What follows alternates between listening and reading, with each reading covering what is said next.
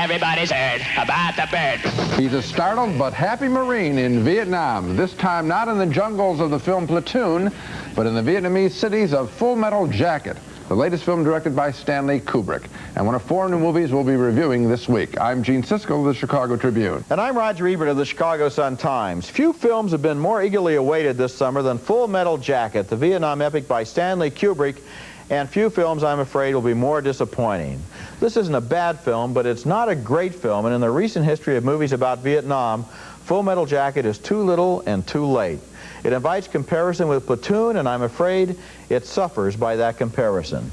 The movie tells the story of a group of infantrymen from basic training right through to a fatal firefight with an enemy sniper, and of course there's no way we can see that story and not be reminded of Platoon, which is a stronger and more confident movie.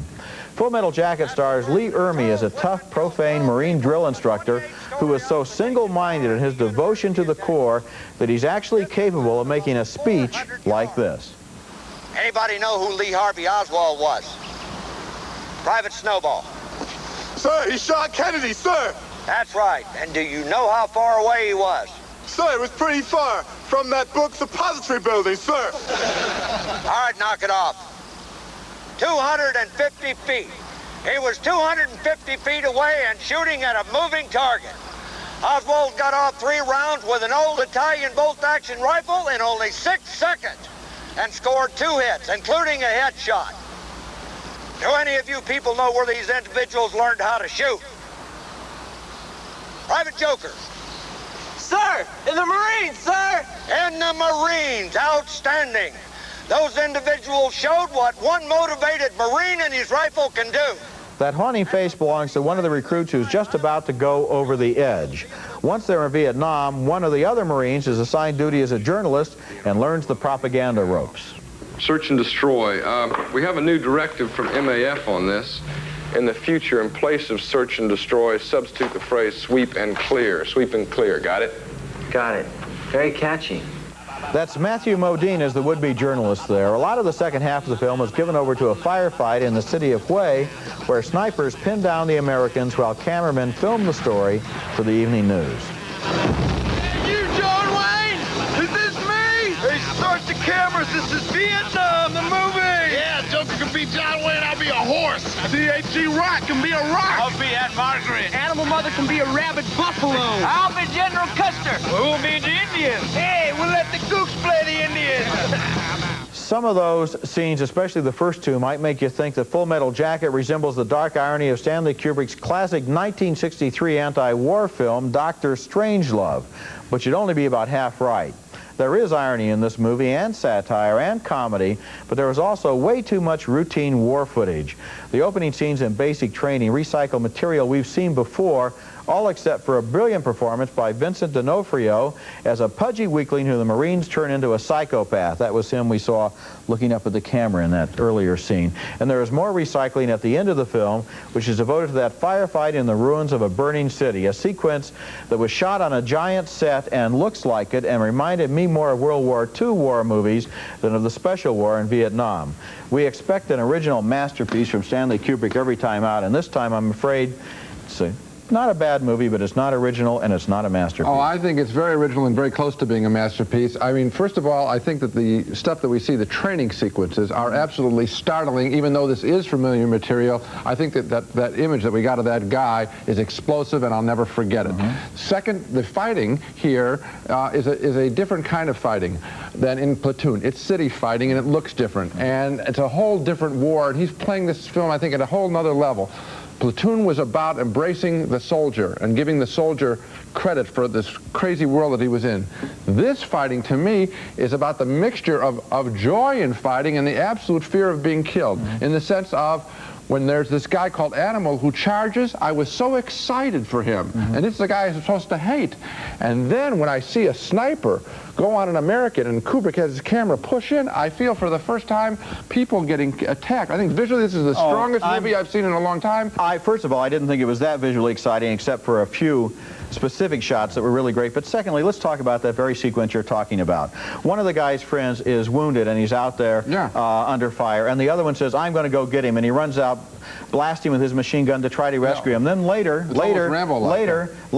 the others come up behind, and we can clearly see where the sniper is. Then when you get to that reverse shot and he pushes in, that is a cliche, Gene. I mean, when I saw that push, I was so disappointed in Kubrick. This whole sequence is taken right out of absolutely routine grade B Republic World War II war movies of guys running out there to try to save their buddy and somebody else shooting at them. I have never felt a kill in a movie quite like that, ever, in any Vietnam film. Not in Apocalypse Now, not in The Deer Hunter? Not like that. Not like that. Well, then in that case, you're going to love The Late Show, because they have kills like that every night in black and white, starring John Wayne, starting about midnight. But they don't have movies like this film, Full Metal Jacket. I disagree. Okay. And I disagree particularly about the part that you like. Well, that's just one scene. I like the whole film. It's full of great scenes.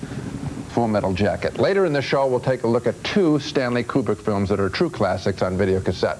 But now our next new movie, and it's a big change of subject matter. Spaceballs is the name of Mel Brooks' latest movie parody. This time he kids not the Western, not the Hitchcock film, but the Star Wars movies. And the result is a hit-and-miss affair that has enough good jokes that I'm glad I saw, so that I'm recommending the film slightly. One of the best gags in the film is when the space jockey and the princess and their faithful servants confront a little green wise man named Yogurt, played by Mel Brooks.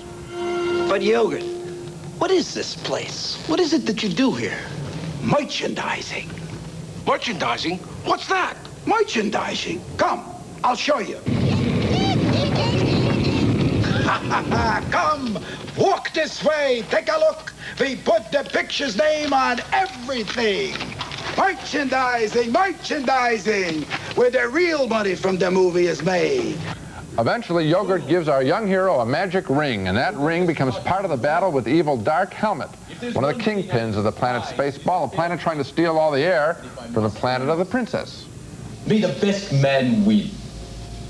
Put her there. The ring! I can't believe you fell for the oldest trick in the book! What a goof! What's with you, man? Come on! You know what? Here, let me give it back to you. Oh! Oh, look at that! You fell for that, too! I can't believe it, man! So, Lone Star, now you see that evil will always triumph, because good is dumb. By far the funniest bit in the whole film, a gooey bad guy who is not named Jabba the Hutt. Pizza the Hut! Well, if it isn't Lone Star and his sidekick, Puke. That's barf. Barf, puke, whatever.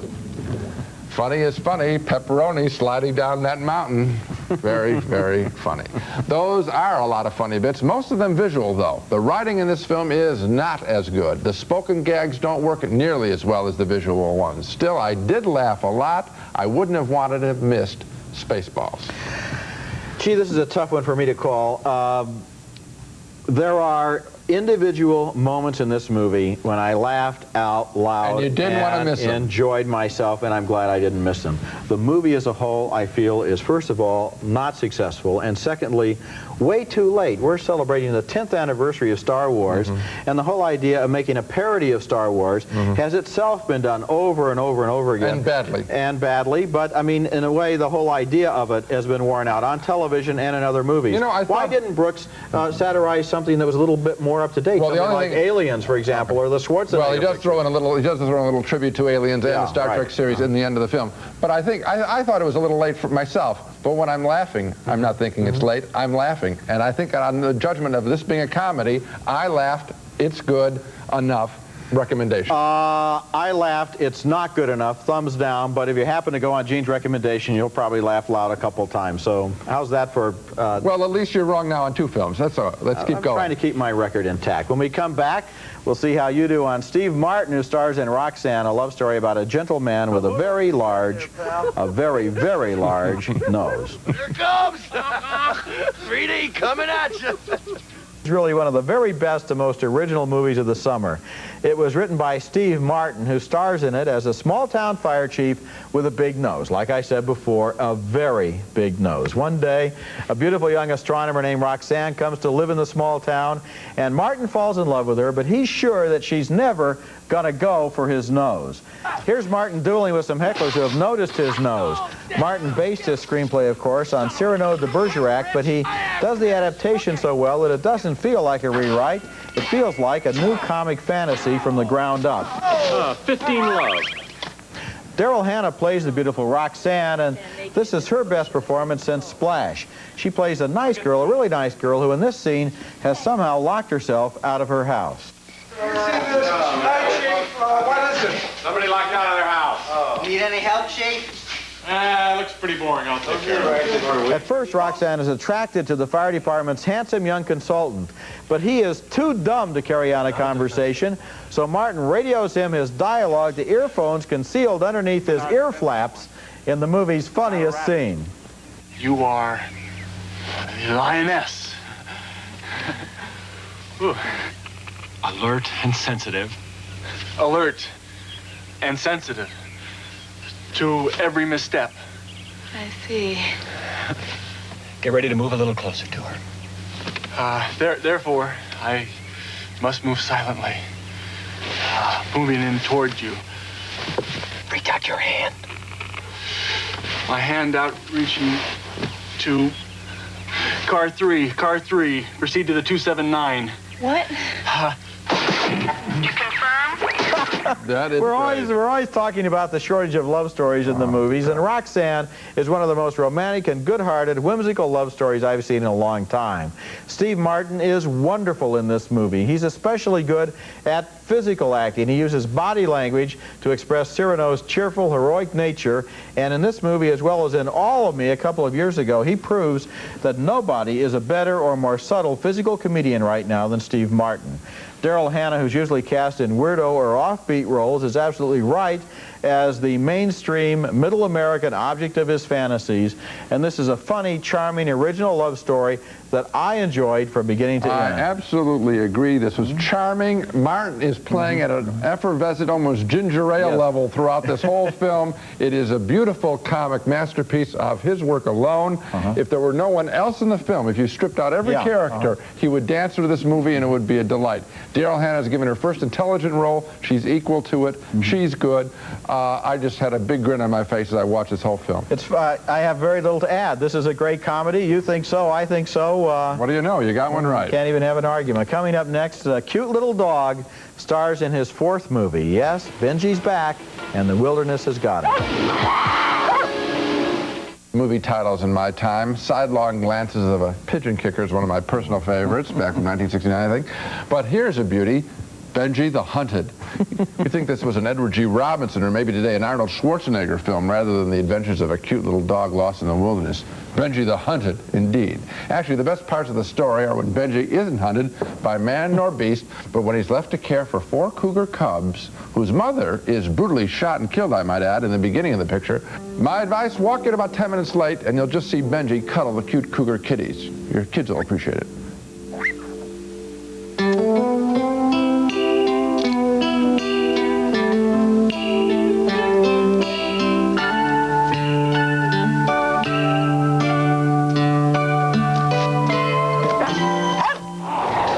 The picture is a chase film, mostly, with Benji on the run first from a wolf. There's Benji battling a bear, and then there's Benji battling a cougar. The cougar, trying to protect its own cub, basically sees Benji as lunch. I wish there had been more, aren't they cute shots like this one of the kitties crossing a creek. After a while, with Benji being chased and attacked so often, saving the cub so often, Benji the dog and Benji the movie Benji the Hunted exhausted me. This is the first time I wanted to tell a dog to slow down and stop to smell the flowers. I can't recommend Benji the Hunted. Well, there is a little suspense in the movie. Like, for example, will Benji be able to protect those cougar cubs until they get big enough to eat him?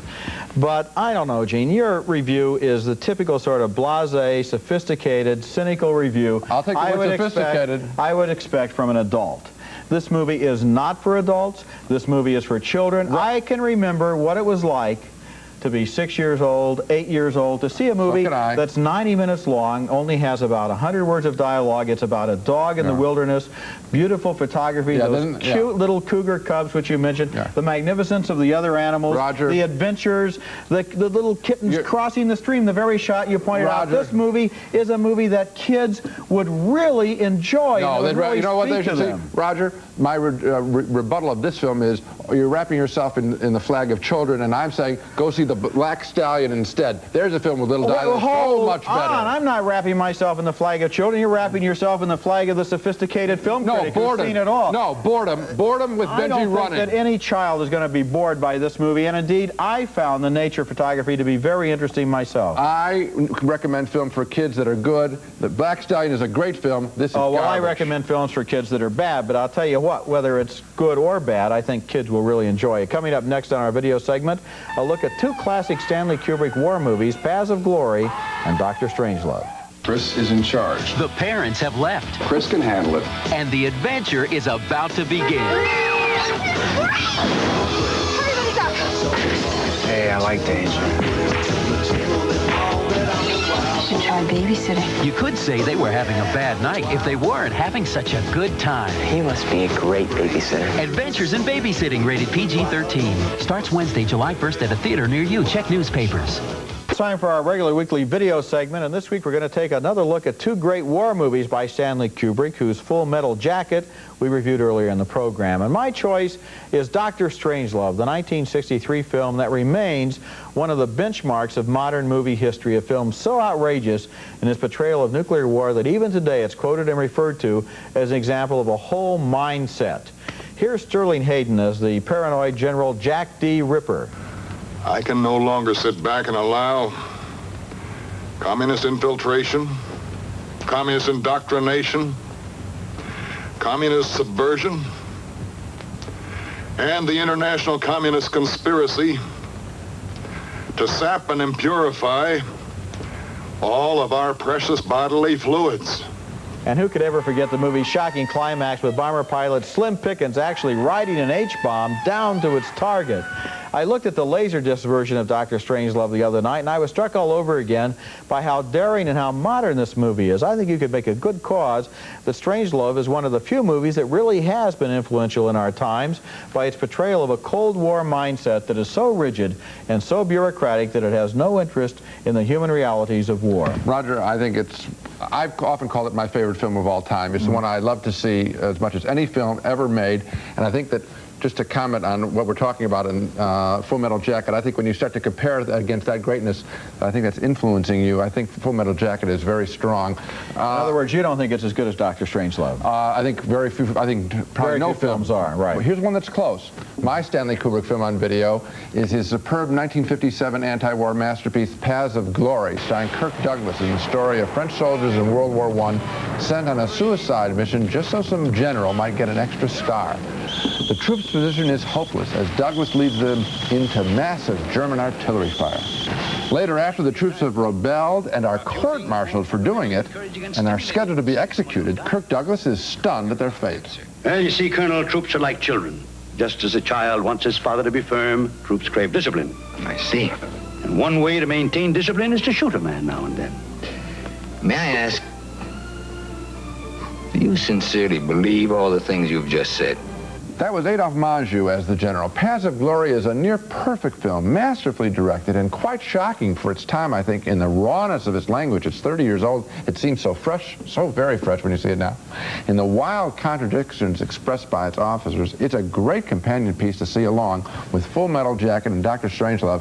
When it comes to films about war and warriors, Stanley Kubrick is a master. He knows what he's doing. But you know, the real buried subject here is our disagreement about Full Metal Jacket, and I would be very surprised if you you like that movie in 30 years as much as you like this one today. I don't think it's going to hold up that well. It's not one of his great films. In the world of films as made today, Full Metal Jacket is a film to recommend. Full Metal Jacket is a very, very fine film. My opinion is the Full Metal Jacket is not Kubrick at the top of his form, which we've just seen here. Roger, it is not as good as those two films, which are among the greatest films ever made. But for you on this show to give thumbs down to Full Metal Jacket, I think is a gross mistake. I think it is a film worth I think seeing. I'm trying to put the movie in a context, and I'm trying to tell people that it is not as good. And this is the show where you give Benji the Hunted a positive review and not Kubrick's Now, Gene, film. that's totally unfair because you realize that these reviews are relative. Benji the Hunted is not 1/3 the film, 1/10 the film that the Kubrick film is, but you know that the same thing happens, that you review films within context. So it's not fair for you to compare those two reviews. And you know it, and you should be ashamed of yourself. No, I'm not. Now let's take another look at the movies we reviewed this week. We disagreed, as we just said, on Kubrick's Full Metal Jacket. Gene thinks it's brilliant. I thought it had flashes of brilliance, but was an overall disappointment. Another disagreement on Mel Brooks' Spaceballs. Gene laughed more than I did. 1 thumb up, 1 thumb down. 2 thumbs up, though, for Steve Martin's Roxanne, a charming comedy. And finally, a disagreement on Benji the Hunted. Gene didn't even like the title. I thought it was ideal for its target audience. Full Metal Jacket. Roger, again, I don't think you would really tell people to miss it, and you even almost want people to see and have a good time at Spaceballs. Consider your thumb. Look at your thumb over the weekend. That's it for this week. Next time we'll be back for reviews of 4 new movies, including Dan Aykroyd starring as the nephew of Detective Joe Friday in a comic remake of the TV crime series Dragnet. And we'll review Adventures in Babysitting, a teenage comedy about one girl's awful night as a babysitter. And until then, Roger's looking at his thumb, and the balcony is closed. You ought to be looking at your thumb right there.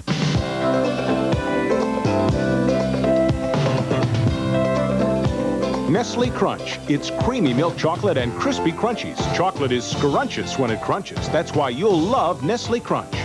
Olive oil from Spain makes chicken, seafood, and vegetables taste fantastic and has no cholesterol. What a healthy idea. Olive oil from Spain. Bacos adds that delicious bacony crunch to all your salads. Bacos. New Halsa hairspray and styling mousse. There's one just for your hair color to let your natural highlights shine through.